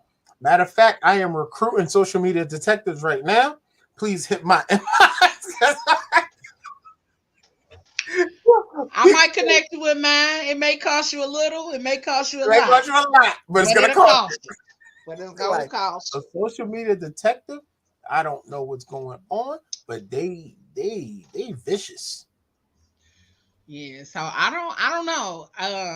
I just feel like when it comes down to situations such as that, we gotta stop giving people so much room to set not even just setting black people up. They be setting the world up, because people be believing them. People be believing like that the predatorial type of situations are happening more often than not. That's just like people believing that it's not a lot of active black fathers, and it's the total opposite of what I know in my life. Like, I know a lot more. I just read the statistics on that. There are a lot of black fathers. It's a lot of active black fathers. Like, I was like, wait a minute. Let me read this. Black fathers are even more active than other cultures and in their kids' lives, and so people always want to spin the narrative that they're not, and that ain't the truth. That is so not the truth. Black fathers are totally active, and I love how black fathers are active, like, because they're not traditional. They gon' even the little quote unquote little hood guys that become daddies and they really love being daddies. They do some of the most hood with their kids. I'm not gonna hold you. But it's because they love being a daddy. I know a couple of street guys that are fathers, and I've seen some crazy differences. Like, it changes them. It changes though. I commend if you like. I commend that. That's big. That's big. Yeah. But I'm not getting it. But like I said, it's just too much. Like now, when somebody told me they don't watch the news no more, and I agree with them. I don't want to watch the news no more. It's just too much Yeah, nonsense. well, I don't watch the news either.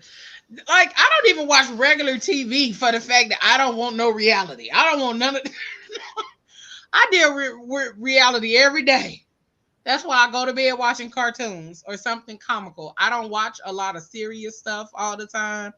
And even when I do, I gotta watch something funny or relaxing or childlike at the end of the day because I need my mind to be rested. I can't go to sleep after watching Law and Order all day. Cause do you know what's gonna happen in my dreams? You know how much those scenarios are gonna replay in my mind? And it's really people out here that go to sleep to stuff like Snapped. Ma'am, what? Criminal Minds. What? I was really a nut for a minute. The SVU dum dum was actually my text message alert. The most. Doing the most.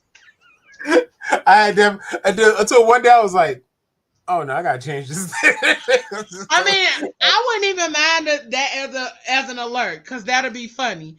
But I'm just talking about the fact that you watching it like before you go to bed. But that's the thing. I watch SVU. I watch SVU repeatedly. I don't care. That thing could be on. I watch the marathon. I'll watch every single episode. I love that. But I love the marathon. For that to have the ringtone and then you watching the TV and you don't know if your phone is going off or listen. I was doing too much. I put myself in the corner for that. I'm doing too much. Change my ringtone. Nah, because I'm gonna turn on Martin, the Flintstones, Tom and Jerry.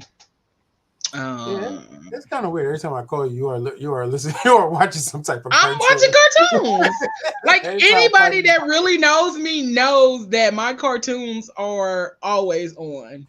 Every time I call you for something, I was like, "Where the Flintstones?" What? Wait, or the Jetsons? I'm like, what? The Jetsons.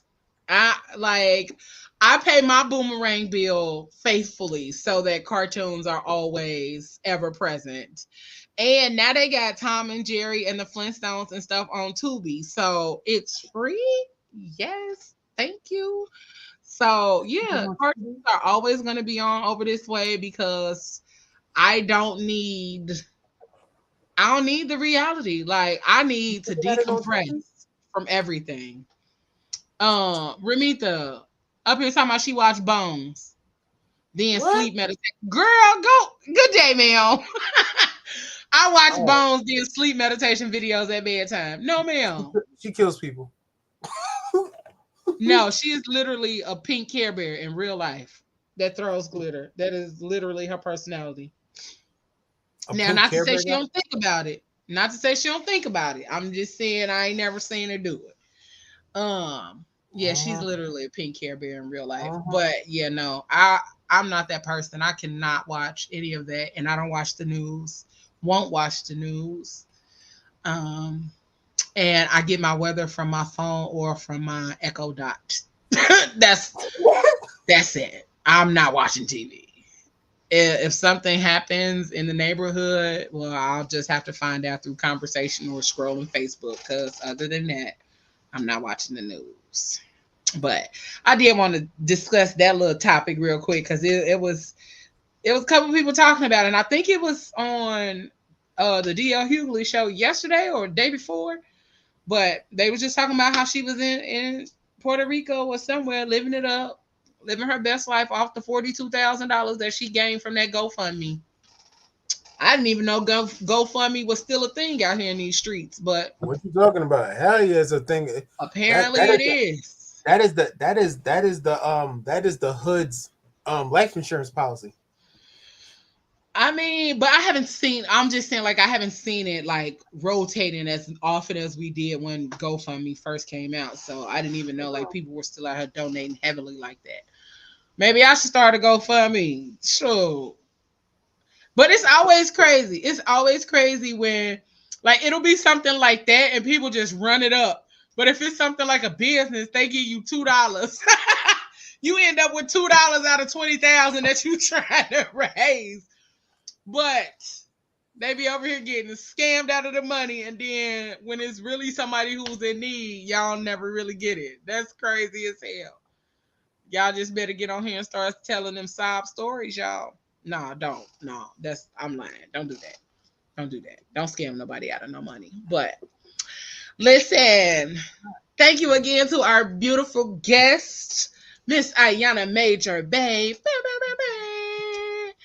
for stopping through and dropping all of those amazing gems about voiceover. And like, if y'all didn't watch it from the beginning, go back and watch it, because she gave y'all a little story, and she gave y'all some good gems on how to get it cracking. And also, if you don't think your voice is nice or beautiful, or you don't really like your voice, like I don't, I like my talking voice. I don't like listening to my voice, but it's something out here for everybody, if that's your thing. So figure out your niche and roll with it, baby. Run that bag up. And thank you, Moses, for rocking with me tonight. Definitely.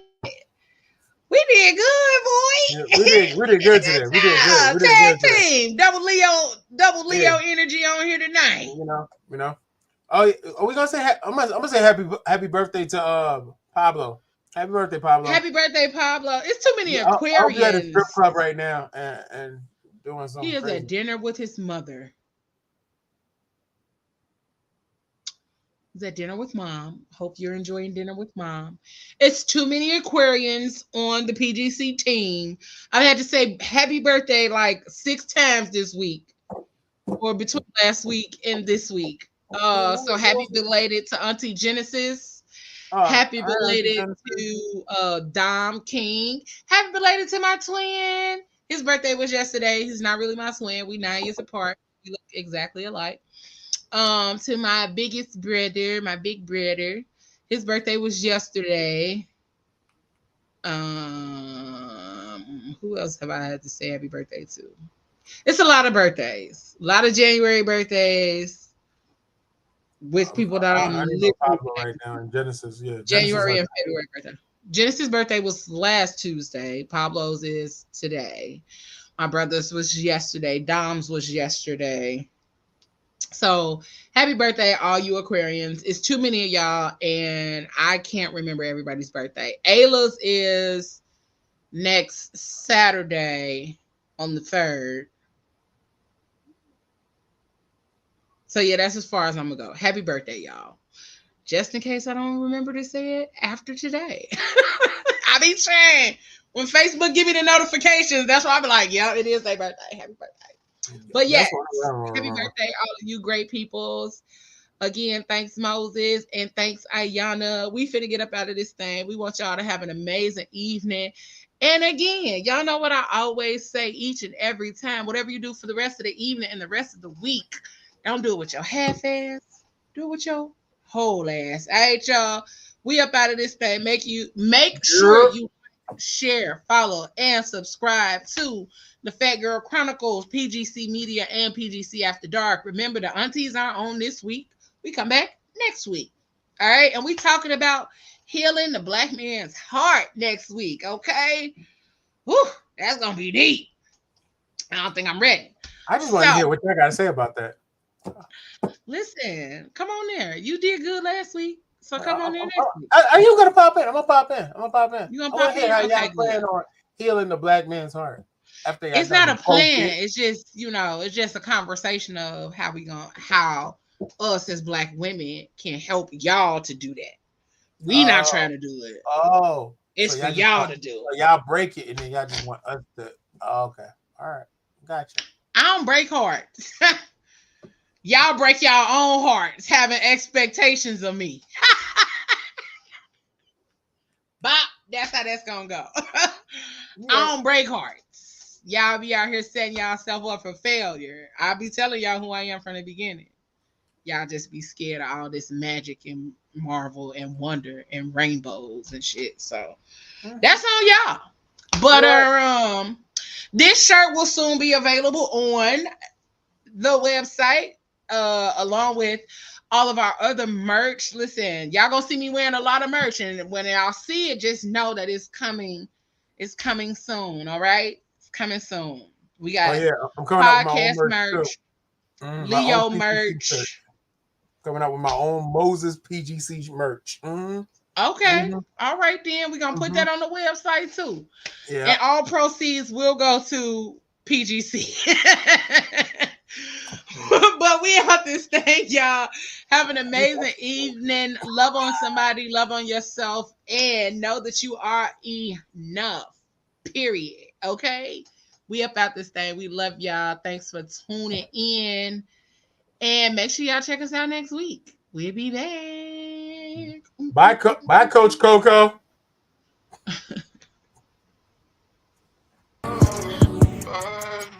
You gotta do it with your whole ass.